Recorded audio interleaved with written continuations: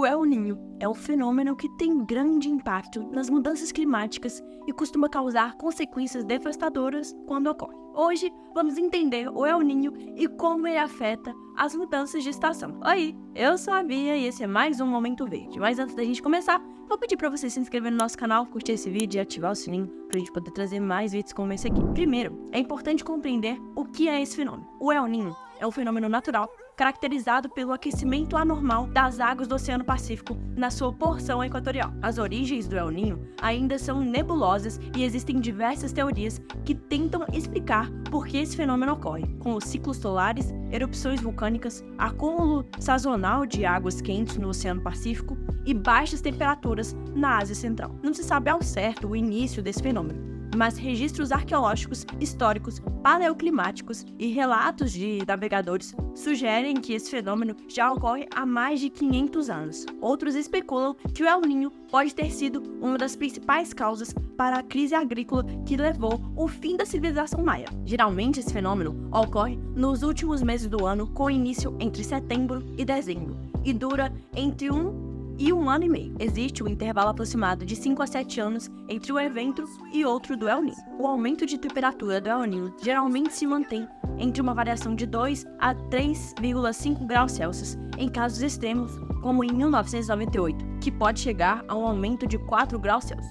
Por ser um fenômeno muito presente no mês de dezembro, quando acontece o Natal, e por ser muito impactante para países como Chile e Peru, com chuvas fortes durante o Natal, o nome do fenômeno, El Niño, é uma referência na língua espanhola à forma como chamam Jesus, El Niño, Jesus. E esse aumento da temperatura tem uma explicação que nos mostra como o El Niño de fato acontece. Em resumo, precisamos entender duas coisas. A primeira é que o Sol aquece a Terra de maneira desigual. As áreas próximas ao Equador recebem mais luz solar e ficam mais quentes do que as áreas mais distantes. E a segunda questão é a pressão atmosférica, que é a força exercida pelo ar em um determinado ponto da superfície do nosso planeta. Se a força exercida pelo ar desce em direção à superfície em um outro determinado ponto com muita força, a pressão atmosférica aumenta, devido à diferença de temperatura que o Sol coloca em áreas diferentes da Terra. O ar das áreas mais quentes, próximo ao Equador, sobe, criando uma zona de baixa pressão atmosférica. Enquanto isso, nas regiões mais frias, mais afastadas do Equador, o ar desce, criando uma zona de alta pressão atmosférica. E aí você deve estar se perguntando, por que eu precisei explicar isso tudo? Bom, para tentar manter a pressão atmosférica estável, o ar se move da alta pressão para a baixa pressão. No entanto, devido à rotação da Terra, esse movimento não é em linha reta, mas é desviado para o oeste, e é assim que são criados os ventos alísios, que passam de leste para oeste na linha do Equador. Agora sim podemos entender o El Niño. Nos anos em que o El Niño não acontece, os ventos alísios sopram indo para o oeste normalmente. Porém, em anos que o El Niño ocorre, esses ventos sopram de forma mais fraca, e isso afeta a pressão atmosférica. E, por consequência, faz com que a quantidade de água fria nos oceanos que chega para as regiões equatoriais seja menor. Assim, a água quente avança para essa região e permanece de forma descontrolada por mais tempo, o que gera um aumento das temperaturas gerais do oceano. Esse acontecimento traz muitas consequências para essas áreas e pode afetar o aumento de temperatura das mudanças climáticas de forma descontrolada. Os efeitos do El Niño são diferentes dependendo da região do planeta.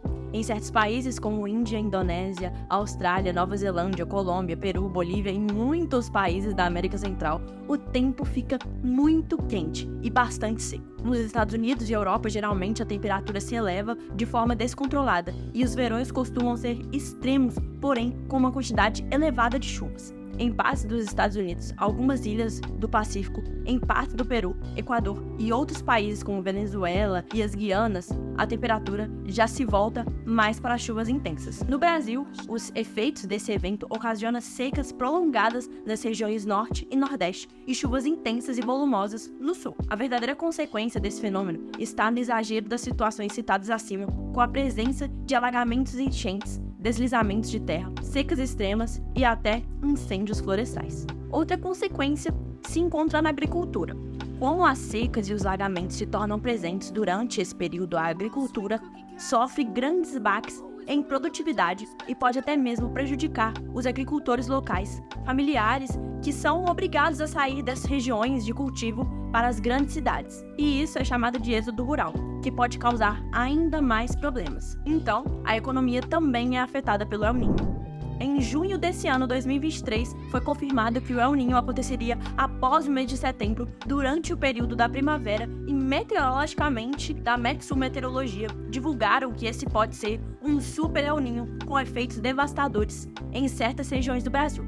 Em julho, tivemos o mês e o dia mais quentes registrados na história até o momento, e a previsão é que os próximos meses do ano piorem ainda mais a situação com a chegada do El Niño. Apesar de ser um fenômeno natural, o El Niño é potencializado pelas mudanças climáticas e pelas ações humanas negativas em nosso planeta. Por isso, é tão importante frear os efeitos das mudanças climáticas e manter o nosso planeta saudável para as próximas gerações. Bom, esse foi o vídeo de hoje e eu queria que você deixasse aqui nos comentários se você já tinha ouvido falar sobre o El Niño e o que vocês acham sobre tudo isso. Não deixe de curtir esse vídeo, se inscrever no nosso canal e ativar o sininho, porque a gente está sempre trazendo conteúdos interessantes aqui para vocês. Eu vou ficando por aqui, eu vejo vocês no próximo vídeo. Beijinhos sustentáveis e tchau, tchau!